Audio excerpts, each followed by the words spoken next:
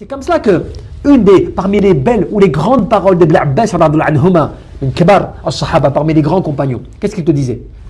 Toute âme, ça veut dire que, t'imagines, c'est l'être humain de manière générale et globale. Toute âme, elle va se lamenter elle-même le jour de la résurrection. Toute âme va se lamenter sur elle-même le jour de la résurrection. Et il te disait, celui qui a fait le bien, il va se lamenter de ne pas avoir fait plus de bien. Tu vois, celui qui aura fait même le khair, celui qui aura excellé, il va regretter de ne pas avoir fait plus de bien. Donc c'est une forme de lamentation, mais pas une mauvaise, dans le sens où un regret, un nadam, tu regrettes. Qu'est-ce que j'aurais voulu faire plus? Qu'est-ce que j'aurais dû faire plus? J'étais capable de faire plus, j'ai pas fait, tu vois. Donc même si tu as le khair, tu regrettes de ne pas avoir fait plus. Parce que tu te rends compte, imagine-toi, tu es ressuscité, et tu sais les gens d'Al-Qubur, les gens des tombes, lorsqu'ils sont ressuscités,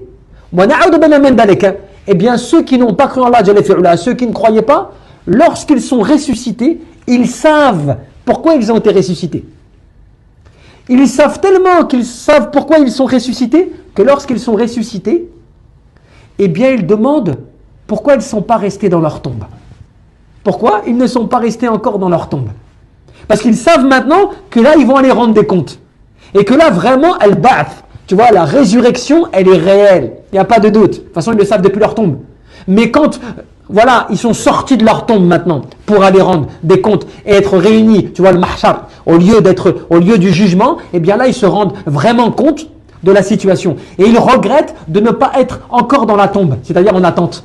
Même si pourtant dans la tombe, qu'est-ce qui se passe pour eux? Ils ne sont pas dans la meilleure des situations déjà, dans la tombe. À la base, ils ne sont pas dans la meilleure situation. Hein. Et pourtant, ils préfèrent la tombe à la résurrection.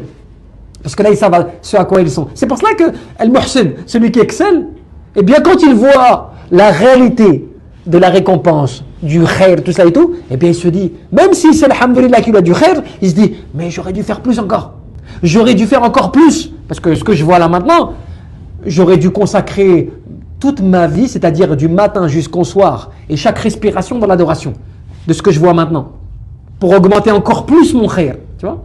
Et après il te dit bien sûr, et celui qui aura fait des péchés, le désobéissant, celui qui aura se sera coupé d'Allah Jalla fi'ula, forcément il va se lamenter, il va se plaindre lui-même du fait de ne pas pouvoir revenir afin de se corriger tous les méfaits, tous les péchés qu'il a commis.